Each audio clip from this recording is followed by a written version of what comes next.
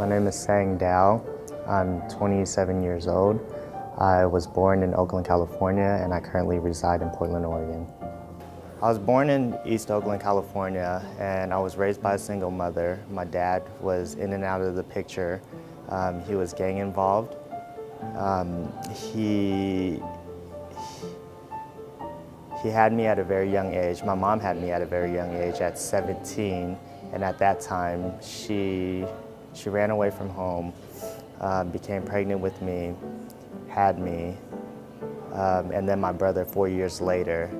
At the time, growing up, we lived in a really bad neighborhood, gang infestation, a lot of drugs, high crime rate, and my mom could see that I was slowly picking up on my environment, so she wanted to move my brother and I out of Oakland, California. From there, she sent us to live with her family in Portland, Oregon. I've never really developed a relationship before moving with her family in Oregon, so it was just all new terrain, just foreign territory to me. When I moved up to Portland, Oregon, I was enrolled in the school and I tried to assimilate as best as I could. However, the level of academics was very challenging for me at that time, and I had a language barrier, so it was hard for me to communicate. I also went from a classroom where all the kids, most of the kids, were Asian, African American, or Latino, and I find myself in Portland, Oregon, and I'm the only Asian kid, not just only in the class, but in the school. There were very few of us. I mentally kind of checked out because I was embarrassed about my language barrier. I didn't want to ask questions. I was always the kid that sat in the back of the classroom, didn't want to raise my hand, even though I didn't understand what the teacher was trying to teach me, just because I didn't want to draw attention to myself. So I mentally checked out. I started becoming more and more involved with gangs. I grew up around gangs. My dad was a gang member, and so was my uncles and my cousins, and those were the people that schooled me. And so when I was old enough that I felt like I could make my own decision, I just decided to join the family gang. After joining, I dropped out of school and I started gang banging full time. I sold drugs, I robbed, I steal, I exerted violence, and that whole cycle I got wrapped up into it and I kept on digging myself in a bigger hole. I was 13, I was placed on probation, and from there it was a really light touch. However, I did not take it seriously, partially because I didn't care, and partially because I didn't understand the ramifications that it was going to have on me later on. When I was 17, I was involved in several gang shootings that stemmed over the course of several months, and I was arrested. And I thought it was just going to be routine, just like the 30-something times that I've been in juvie, where they would book me and release me, or book me, I would do a probation violation sanction, just a month here or there. However, a day became a month became several months. The next thing you know, I was in there for over a year still fighting my case. I was offered 12 and a half years for attempted murder, assault to, and unlawful use of a firearm. It was my only plea, and I did not want to risk taking a longer sentence, so I took that plea. I remember walking out of that courtroom and I felt defeated. I couldn't plan a day ahead in my life, let alone 12 and a half years. And when I came back to that holding cell, the stark reality began to hit me, and I started realizing this was going to be my life for the next 12 and a half years. It was very difficult. I hit rock bottom. I started unlayering all the trauma that I inflicted upon people, the trauma that I suffered and endured in my life, from the abandonment of my dad, not connecting well with my family, poor self-esteem, and the values that was instilled in me as a gang member. I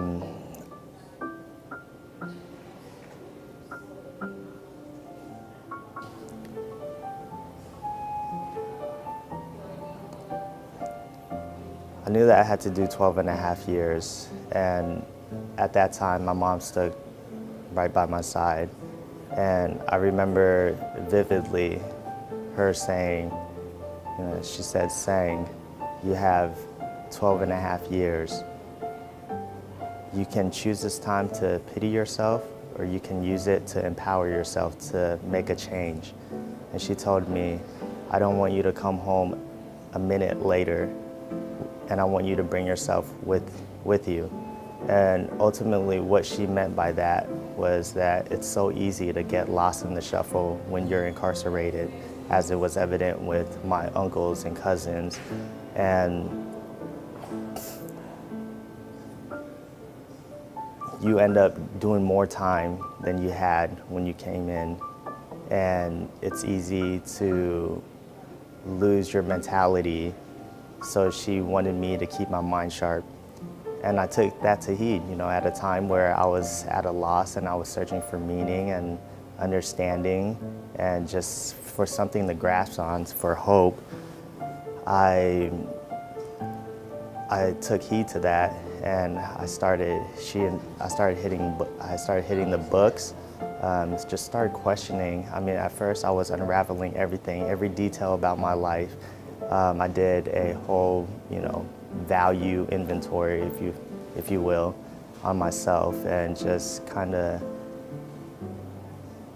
did a cost-benefit analysis, whether is that going to serve me well or is that not going to serve me well. I started reading more and more and learning about leaders and change makers, and I started socializing with people that were in there, and I started to emulate their traits, the qualities that I like out of them, that I want for myself.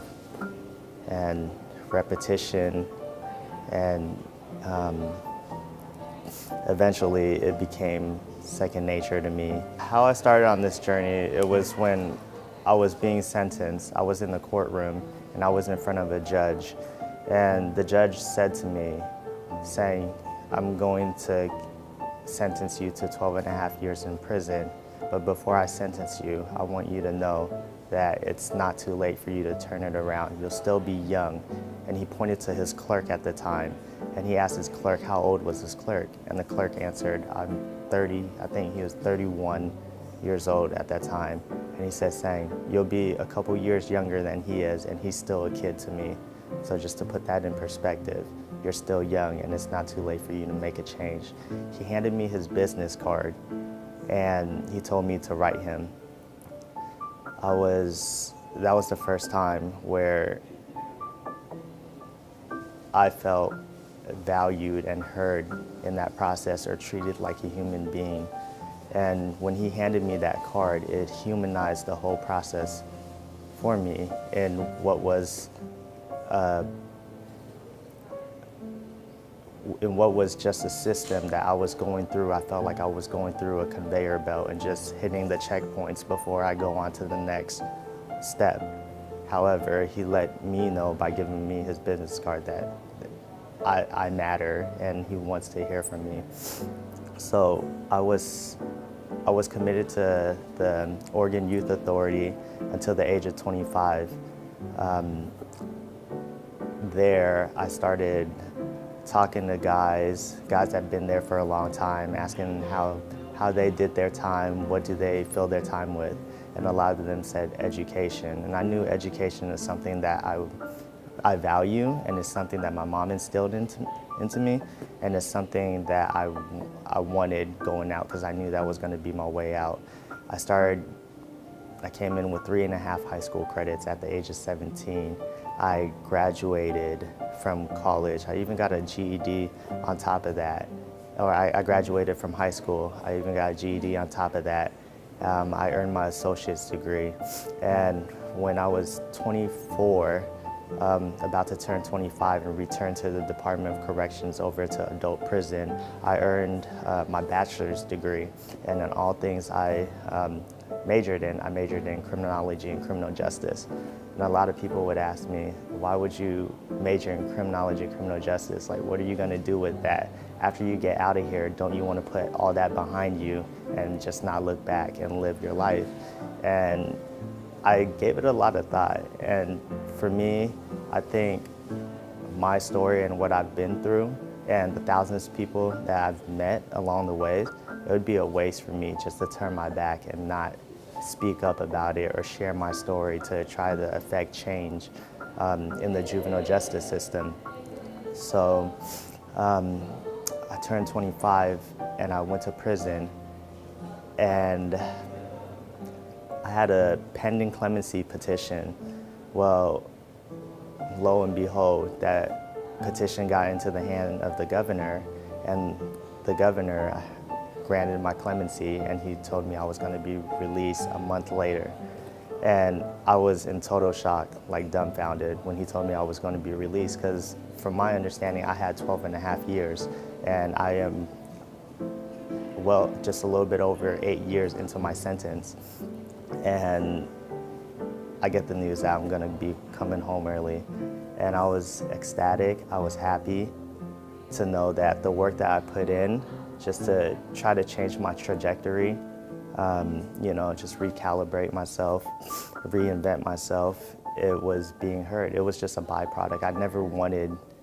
I never came in with the sole idea that, I wanted to get out early. I knew I had 12 and a half years, but what I wanted to get out of that time was to change myself. And because I was afforded the opportunity of education, which helped me assess the damages and hurt and harm I inflicted upon the community and my victims, and it gave me a clear vision of who I am, where I want to go, and also the academic achievement of having a college degree under my belt. It really opened my eyes to a lot of things. And so I was granted clemency, and I've been out for 2 years now. I work for Multnomah County Juvenile Department, where I work in probation services, and I work with kids that are on probation. And it's funny because my coworker used to be my probation officer, so I work alongside them. But every day I try to come in with the attitude of I've been here in the kids' shoes, so I know how it feels. And I know that you don't treat a kid worse to make them do better when they're already in a tough situation. You have to empower them and instill values like all the people that I've graciously crossed paths with, that they planted seeds in me. And that's what I am very mindful on a day-to-day basis when I'm dealing with kids. I think race and ethnicity is